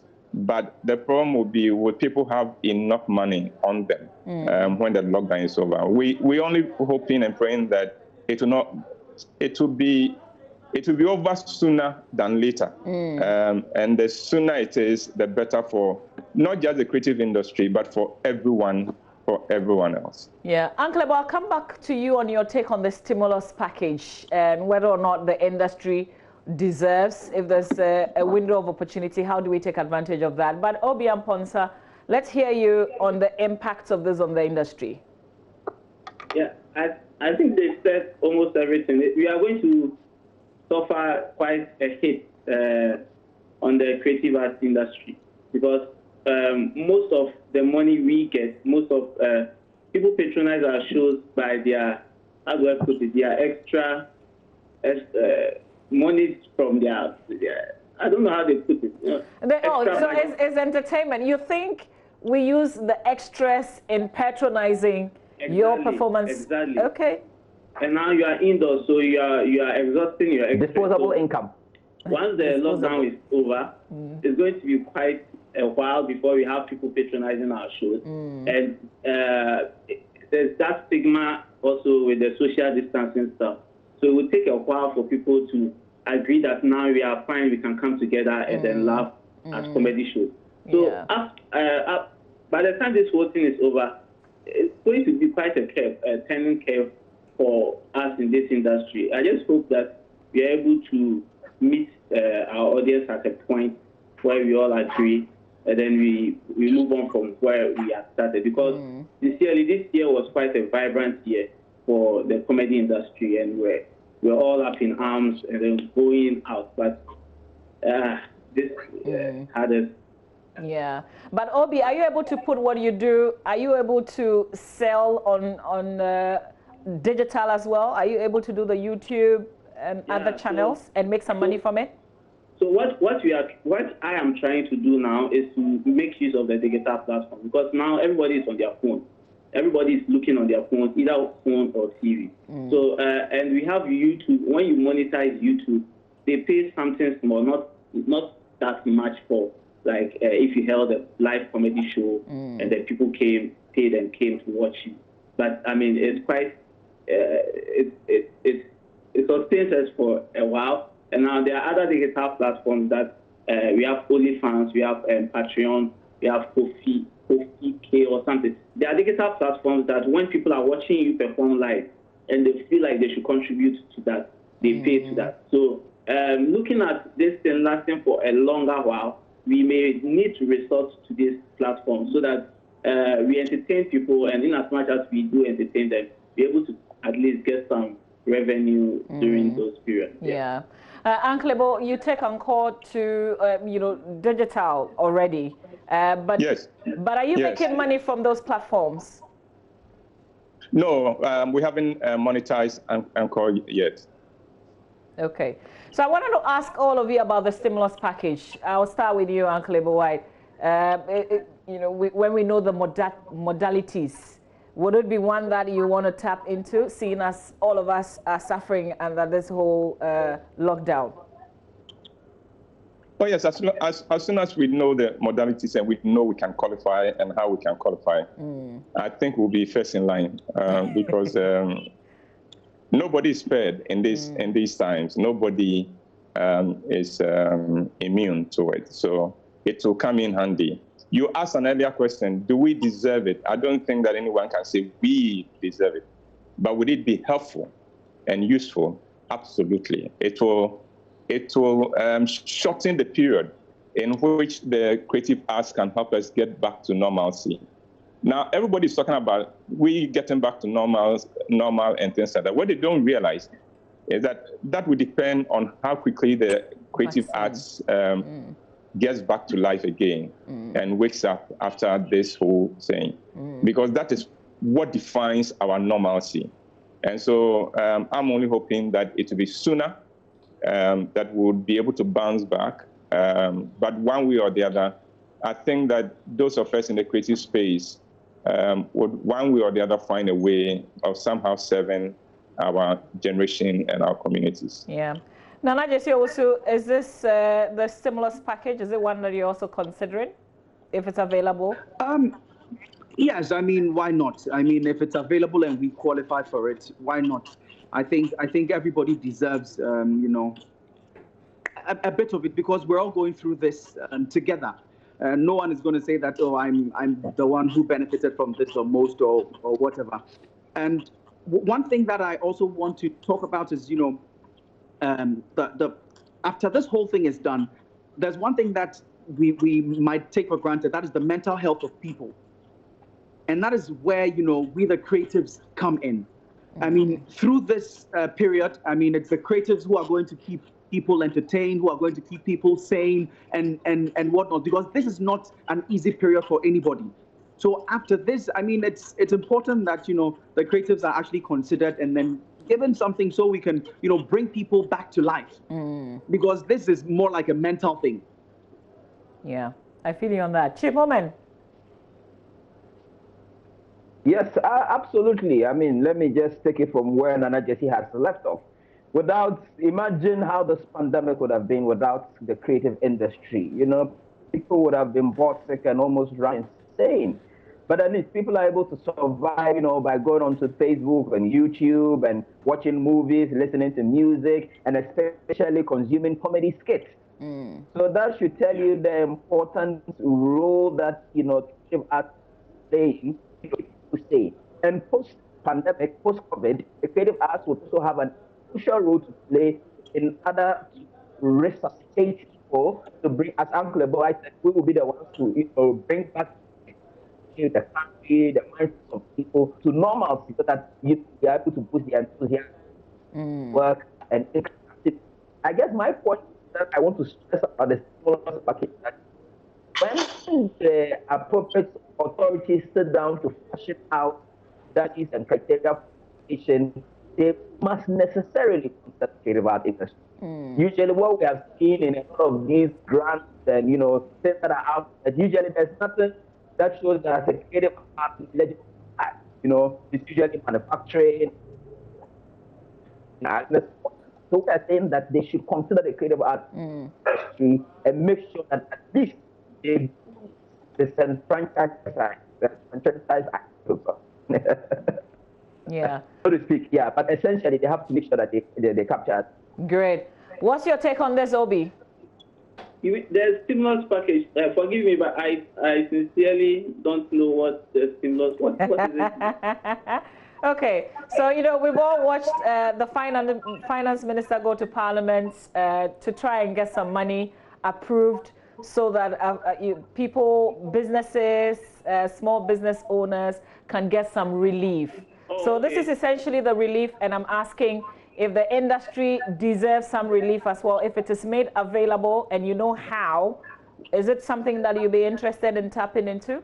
Yeah, very much. Yeah, we would be interested in tapping into this stimulus package that you just explained to me. I'm very grateful for the explanation. In fact, we really need it. We need it to make people not depressed during this time. People thought that staying at home, being alone by yourself was fun until it became a 3-week extension. And then we all realized, no, we need something to catalyze us in our current state in our homes. And that is what creative art we do. That is what we do. We make you forget your worries for a while. And now Ghanaians need to forget more of these worries that we are going through. In fact, when you put on your TV and you look at the numbers and how they are going up, you are tempted to ask yourself, why am I staying home? You understand? So more often than not, the news rather scares people a bit. But when we come in to add some humor, to add some a twist to the daily stuff you see on TV, the daily stuff you hear on radio, it actually helps and then improves people's mood. So I believe we should be a part of this stimulus package. I believe we creatives deserve a part of it. Okay, great. All right, so we have to end the conversation here. Just one more thing, and anybody could come in, or maybe I just want to start. Uncle White, what would have been your typical routine on a Friday? Oh, by now, I'll be in the studio preparing for Encore, checking with the guests we're going to have, checking with the technical team to be sure that we are on, checking to see whether our internet connection is up to it. And so that would be what I would have been doing. By now, I would be getting ready to go to the studio. My script would have been done, my questions prepared, or my presentation prepared, and stuff like that. So that is what would have been happening today. And now you're on lockdown. Yeah, now I'm on lockdown, getting on the nerves of everybody around in the house. I think they can't wait. They can't wait for the lockdown to be over so that I can get out of the house. That's true. All right. Even though they have always wanted me to be in the house, but now they you're realize, too much. like Ruby said, they realize it's not fun. It's not that much fun. Yeah. Okay, Nana Jesse, what would you have been doing? I see you're in the studio of Love FM. Yes. I mean, essential workers. We are the important ones. Okay, good for you. Enjoy it, but stay safe. Chimumen, you're drinking something there. That's unusual around this time on a Friday. And stuff like that. So it's my fault. But on a Friday, if I didn't have any performance or meetings, I would have probably been like this, getting ready to go to the mosque later in the afternoon. So for me, I'm okay. All right. I'm only worried that and his colleagues have not been considered as a chap. No, Chief, continue. You were saying? I'm saying I'm only worried. Yes, I'm saying that I'm just worried that Obi Amponsa and his ilk have not been categorized as essential workers. I wonder what he would be doing. Obi, if you were an essential worker, what would you be doing? I am an essential worker. I am an optometrist. But what happens is that on Fridays I'm actually off. So I work from Mondays to Thursdays. So okay, no, seriously, for real, or you're just joking? What is for real? No, because I know that you stopped practicing. Or are you still practicing? No, I haven't. I'm a freelancer. I'm a freelance optometrist. Like, yeah. So you can call me for special services in your house when this whole thing is over, and then I'll take over. Charlie, you for drop your number. Gentlemen, I am so grateful that you could make time and spend with us here on the AM show. Thank you, Uncle Ibawai. Thank you. God bless you. Thank you very much. And Chimomen, thank you as well. Nana Jesse, thank you. Obi Amponsa, thank you. I love you all. Thank you for having us. All right. You're welcome. And stay safe. Mama, stay safe. Thank you, Uncle Ibo. I will. Okay, so there you have it.